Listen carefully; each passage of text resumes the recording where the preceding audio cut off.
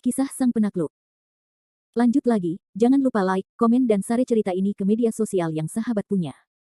Terima kasih. Bab 2234-2236. Zhang Tong tidak menyangka bahwa Cynthia Fang di depannya hanya menelepon, jadi dia benar-benar menemukan Ouyang Tian.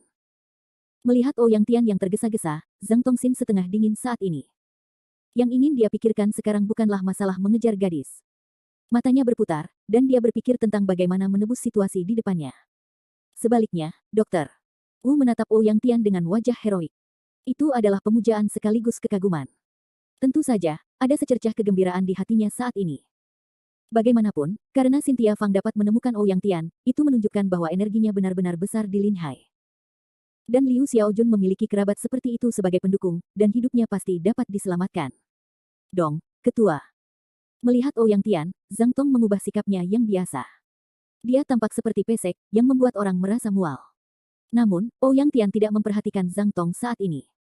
Dia langsung menghampiri Cynthia Fang dan berkata, Hong Jie, bagaimana kamu bisa datang? Sebenarnya, keluarga Fang dan keluarga Ouyang adalah kenalan lama di Linhai, dan Cynthia Fang dan Ouyang Tian telah bertemu beberapa kali sebelumnya. Namun, sekarang Cynthia Fang telah dipisahkan dari keluarga Fang, dari Sirius, dan jarang muncul di hadapan orang-orang. Namun, untuk Cynthia Fang, Ouyang Tian masih dengan hormat memanggilnya Hong Ji.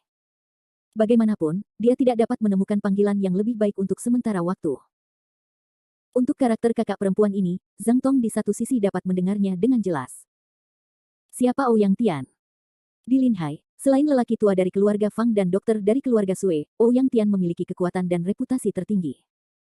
Keluarga Ouyang, salah satu dari 3 keluarga besar di Linhai, bukanlah lelucon. Namun, bahkan ketika Ouyang Tian berada di depan Cynthia Fang, dia harus dengan hormat memanggilnya Hong Ji. Anda dapat membayangkan betapa buruknya status wanita cantik ini. Keringat dingin menetes dari wajah Zhang Tong. Dia sangat takut, sangat takut. Saat ini, tarian Cynthia adalah pernyataan yang meremehkan.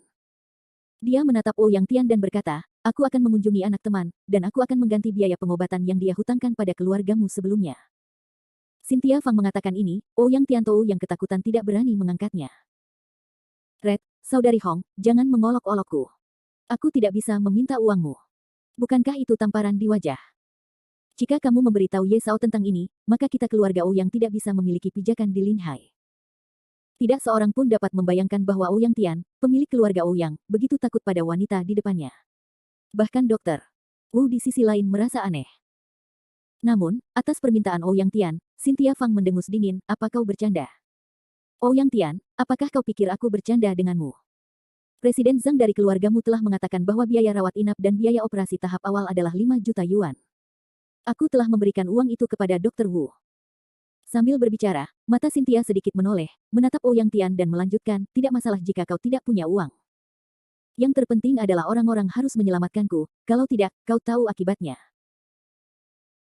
Meskipun Ouyang Tian juga belajar banyak di Kota Langit selama periode ini, dan kultivasinya terus meningkat, Ouyang Tian masih merasa terengah-engah di depan tarian Cynthia. Terlebih lagi, kata-kata Cynthia Fang jelas disengaja. Meskipun Ouyang Tian hanya bertanggung jawab atas keuntungan dan kerugian rumah sakit, dia masih tahu sesuatu tentang beberapa operasi besar tertentu. Sejak berdirinya rumah sakit ini, tampaknya dia belum melakukan 5 juta operasi. Jelas bahwa Zhang Tong sedang bermain trik. Setelah mencoba memahami ini, Ouyang Tian juga tiba-tiba menyadari pada saat itu bahwa dia menyadari apa yang sangat ingin ditemukan Cynthia Fang. Menoleh, Ouyang Tian melotot ke Zhang Tong, apa yang terjadi di sini? Kau jelaskan padaku. Ini, itu. Melihat Ouyang Tian mengarahkan semua ujung tombaknya ke dirinya sendiri, Zhang Tong mulai panik. Dia ingin menjelaskan, tetapi sangat disayangkan bahwa dia tidak dapat menjelaskan masalah ini dengan jelas dalam hal apapun. Cynthia Fang yang menari di sisi lain tidak bermaksud menunggu Zhang Tong membuka mulutnya. Dia langsung menuju Ouyang Tian dan berkata, baiklah, jangan membuatnya malu. Keserakahan akan uang dan nafsu adalah naluri manusia, dan itu bukan masalah besar. Awalnya, Zhang Tong mengira Cynthia Fang berbicara untuk dirinya sendiri. Untuk sementara, dia sangat bersyukur.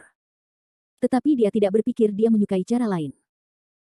Sambil berkata, Cynthia Fang tiba-tiba melangkah 2 langkah ke Dr. Wu, Dr. Wu, Xiaojun anak itu menyenangkan Anda. Setelah itu, Cynthia Fang berbalik untuk pergi. Dan kata-kata bermakna terakhir Cynthia Fang juga ada di mata Ouyang Tian.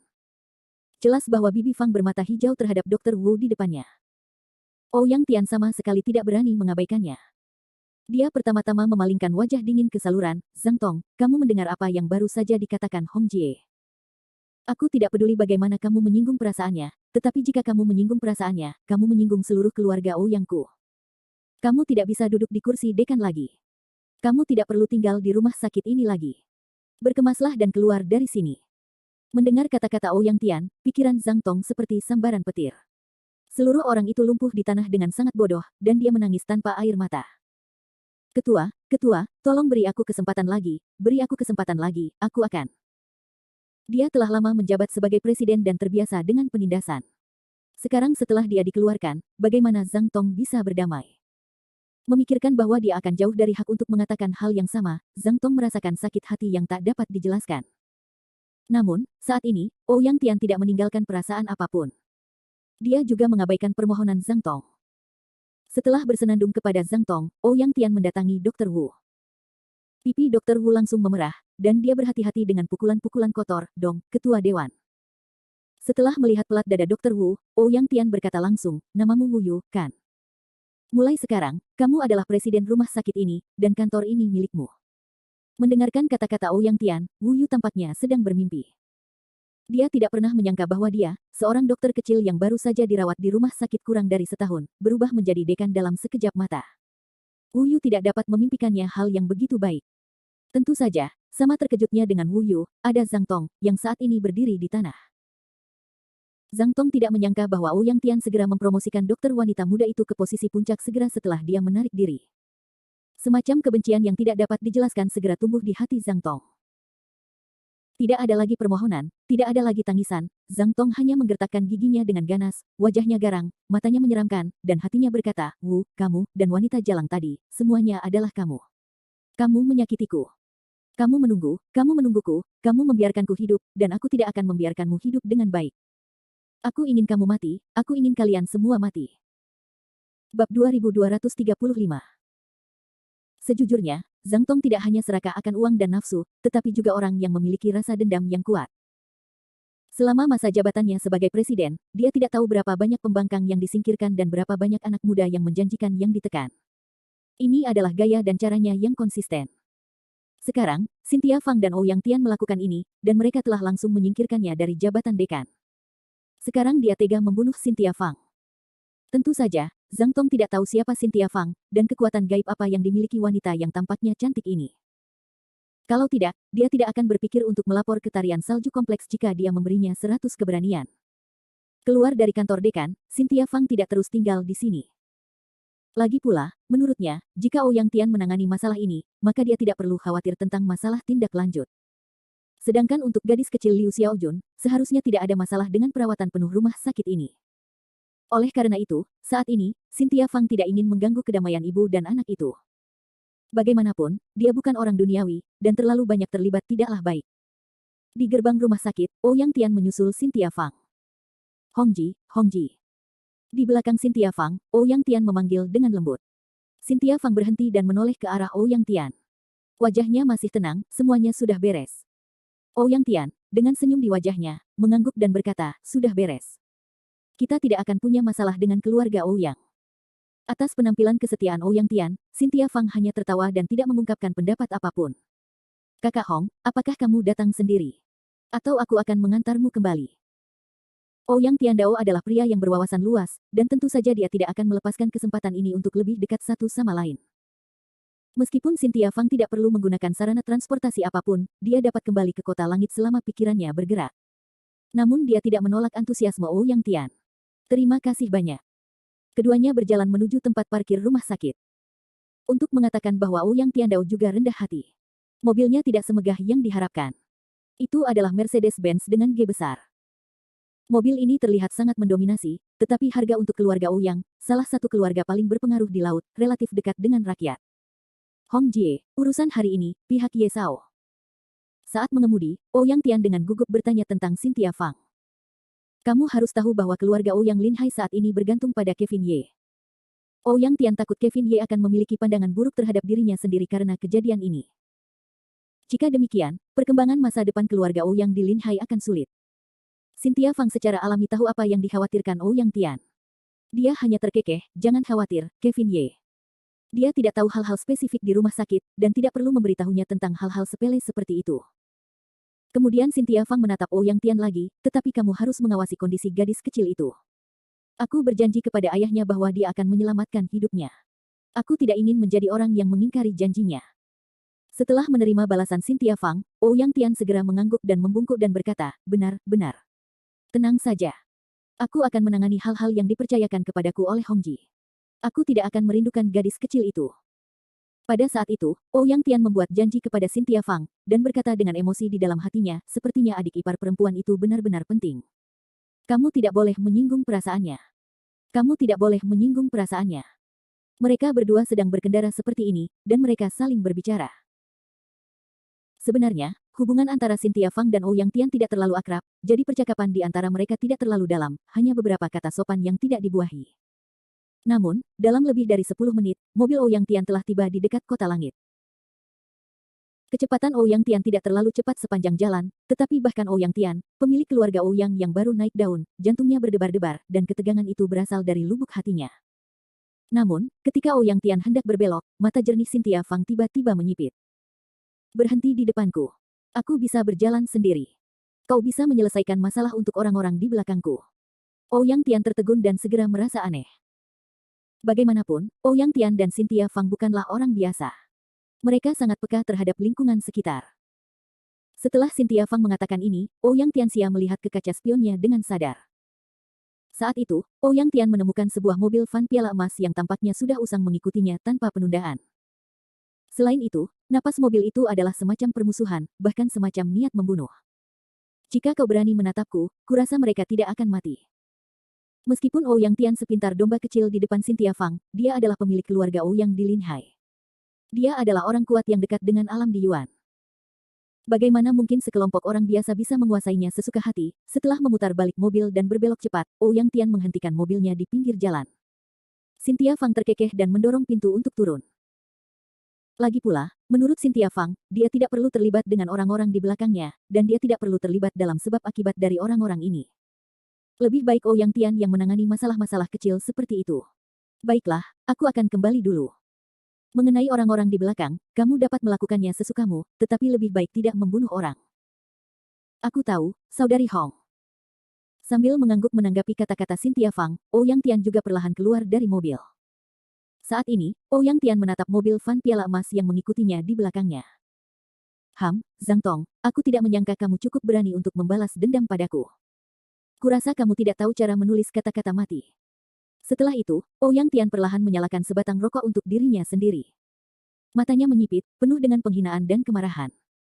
Namun, ketika perhatian Ouyang Tian terfokus pada mobil van piala emas di belakangnya, sebuah truk penuh beton melaju kencang. Ketika truk itu mencapai lingkungan Ouyang Tian, truk itu tidak bersiul atau melambat. Truk itu menabrak Ouyang Tian dan mobilnya seperti binatang buas. Adegan ini juga mengejutkan banyak pejalan kaki dan kendaraan di sekitarnya. Pada saat ini, pria besar itu tidak dapat menghindarinya, dan teriakan itu satu demi satu. Tentu saja, sekarang lebih banyak orang khawatir tentang Ouyang Tian di pinggir jalan, karena menurut mereka, pemuda tampan itu takut akan malapetaka. Bab 2236. Harus dikatakan bahwa balas dendam Zhang Tong memang datang dengan cepat, tetapi juga sangat rendah. Membuat kecelakaan mobil dan mencari gangster untuk mengejar dan menghentikan mereka mungkin merupakan cara balas dendam yang paling efektif menurut Zhang Tong, tetapi menurut Ouyang Tian, ini terlalu bodoh untuk menjadi bodoh. Karena Zhang Tong tidak tahu keberadaan seperti apa yang ingin dia balas dendam. Ouyang Tianyan hari ini melihat truk yang beratnya lebih dari 10 ton dan akan menabrak tubuhnya, tetapi wajahnya tidak sedikit pun panik. Bagaimanapun, Ouyang Tian merasa bahwa pemandangan di depannya terlalu kekanak-kanakan. Bagi seorang sosok yang akan melangkah ke ranah di Yuan, bahkan jika dia tidak memiliki kemampuan untuk menghadapi truk berkecepatan tinggi, dia dapat dengan mudah menghindari bahaya sebelum membuka matanya, yang merupakan hal yang sederhana. Namun, ketika Ouyang Tian siap untuk menghindar, truk berat yang kehilangan kendali itu tiba-tiba terangkat ke tanah. Seluruh mobil melompat seperti harimau, dan tubuh besar itu terbang keluar dari kepala Ouyang Tian. Kemudian dia mendengar suara dentuman keras. Truk itu menabrak tembok tidak jauh di belakang Ouyang Tian. Pengemudi truk langsung pingsan di tempat, dan seluruh kepala truk membusuk. Adegan itu dipentaskan seperti Firestone, dan banyak penonton hampir tidak bisa melihatnya dengan jelas. Namun, mereka sangat yakin bahwa pemuda yang seharusnya terbunuh di tempat itu cukup beruntung untuk menyelamatkan hidupnya. Segera, beberapa orang di kerumunan sekitar memanggil polisi. Lagi pula, kecelakaan besar seperti itu tanpa personel penyelamat resmi sangat sulit untuk dipecahkan. Saat ini, Ouyang Tian tidak menunjukkan kepanikan apapun. Dia hanya melihat sekeliling dengan heran. Dia tidak tahu siapa yang membantunya saat ini. Lagi pula, sama sekali tidak mungkin bagi truk seberat itu untuk terbang sendiri. Bahkan jika itu adalah kesalahan kendaraan, itu tidak akan pernah terjadi. Namun, ketika Ouyang Tian bingung, suara Cynthia Fang terdengar di telinganya lagi. Baiklah, jangan melihat ke sekeliling. Masalahmu belum berakhir. Zhang Tong adalah orang yang baik untuk diselesaikan secepatnya. Akan sangat buruk jika dia tetap tinggal. Mendengarkan suara Cynthia Fang, Ouyang Tian tiba-tiba menyadari bahwa Cynthia Fang tidak pernah pergi jauh. Dia seharusnya membantu dirinya sendiri tadi. Dengan pemikiran ini, Ouyang Tian naik bas dengan tergesa-gesa. Mengemudikan G besarnya, Ouyang Tian berbelok di tikungan dan melaju lagi ke arah rumah sakit. Jelas bahwa Ouyang Tian ingin kembali untuk mencari akun umum. Di sisi lain, di dalam mobil van piala emas yang selalu mengikuti Ouyang Tian, beberapa gangster dengan cincin rokok di mulut mereka menyaksikan Ouyang Tian pergi dengan selamat. Salah satu dari mereka, yang menggulung lengan bajunya setengah, meludah dengan marah dan berkata, "Bah, nenek, aku tidak menyangka ini akan membuat orang itu melarikan diri. Tidak masuk akal. Bos, apa yang akan kita lakukan selanjutnya?" "Apa?" "Hehe, yang selama ini kita perhatikan adalah kejujuran, mengambil uang orang dan menghilangkan bencana. Sekarang anak itu telah selamat, mari kita ikuti dia. Aku tidak percaya. Dia akan selalu seberuntung itu." Sambil berbicara, mobil van piala emas itu juga berbalik dan mengikuti G besar milik Ouyang Tian sepanjang jalan. Ouyang Tian tidak bosan dengan mobil van piala emas di belakangnya. Mereka benar-benar sekelompok sampah yang tidak takut mati. Sepertinya kita harus mencari tempat untuk berhenti dan menyelesaikan para pengikut ini. Sambil mengemudi, Ouyang Tian berbisik. Namun, ketika Ouyang Tian sedang memikirkan cara untuk menyelesaikan mobil van piala emas ini, kelompok yang terdiri dari 25 orang antek di dalam mobil van itu juga memikirkan masalah yang sama. Melihat ke jalan di depannya, pria besar di dalam mobil van itu mencibir dan berkata, "Ermao, ada jalan terpencil di persimpangan berikutnya. Hentikan anak itu di sana, dan kalian tidak bisa membiarkannya melarikan diri lagi. Baiklah, saudara-saudara, tolong." Pengemudi yang bernama Ermao itu segera menginjak pedal gas, dan sebuah mobil van memberinya perasaan seperti Hummer. Segera, mobil van piala emas dan G besar milik Ouyang Tian berada di level yang sama. Ketika Ouyang Tian melihat pertempuran itu, dia tidak bisa menahan diri untuk mencibir, "Aku khawatir aku tidak akan memiliki kesempatan untuk membersihkan ampasmu. Aku tidak menyangka bahwa kalian akan dikirim sendiri. Baiklah, aku akan bermain denganmu hari ini." Memikirkan hal ini, Ouyang Tian mencambuk ke arah dan mengucapkan selamat tinggal pada mobil van piala emas itu. Kelompok yang terdiri dari 25 anak di dalam mobil van itu tidak menyangka Ouyang Tian berani bermain seperti ini. Ini jelas merupakan provokasi. Pada saat yang sama, ini juga menunjukkan bahwa pemuda yang mengendarai Mercedes-Benz telah mengetahui niat mereka. "Aku tidak berani meninggalkanku.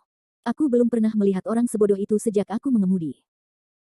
Sambil mengumpat dan menyeringai, Ermao itu tidak mau menunjukkan kelemahan dan memutar setir ke arah Ouyang Tian.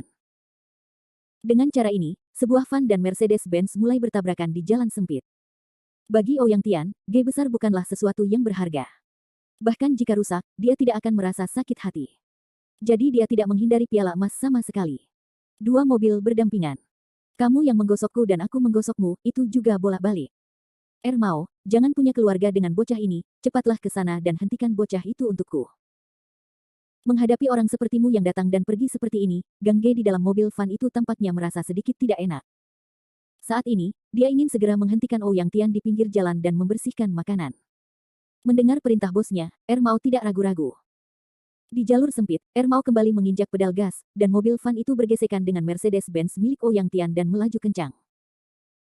Setelah menunggu lebih dari 10 meter di Ouyang, mobil van itu meninggalkan ekornya dan seluruh kendaraan berhenti melintang di tengah jalan, yang tidak menyisakan ruang bagi jalan sempit itu untuk menyeberang. "Hei, pengganggu kecil, kemana kau pergi kali ini?" Saudara Gang mencibir dan menatap Ouyang Tian yang mengejar dari belakang. Sayangnya, yang tidak dia duga adalah bahwa Ouyang Tian tidak berencana untuk lari saat ini. Dengan pandangan sekilas ke arah mobil van piala emas di tengah jalan, ekspresi wajah Ouyang Tian menjadi semakin geli. "Karena kamu ingin bermain, aku akan bermain kartu besar denganmu." Kecepatan Ouyang Tian malah bertambah, bukannya berkurang. Dia mengemudikan mobil G besar itu langsung menuju mobil van itu. Saat ini, 25 anak laki-laki di dalam mobil van itu tercengang, dan kakak laki-laki Gang bahkan semakin terengah-engah, brengsek, anak laki-laki itu, apa yang ingin dilakukan anak laki-laki itu, bagaimana mungkin dia tidak bermain kartu menurut akal sehat. Tepat setelah saudara Gang mengatakan ini, mobil G besar Ouyang Tian bersentuhan dekat dengan mobil van itu dengan kecepatan yang sangat cepat, dan kemudian terdengar suara ledakan keras. Mobil van piala emas itu terdorong lebih dari 10 meter oleh mobil G besar Ouyang Tian, dan goresan di tanah terlihat lebih jelas.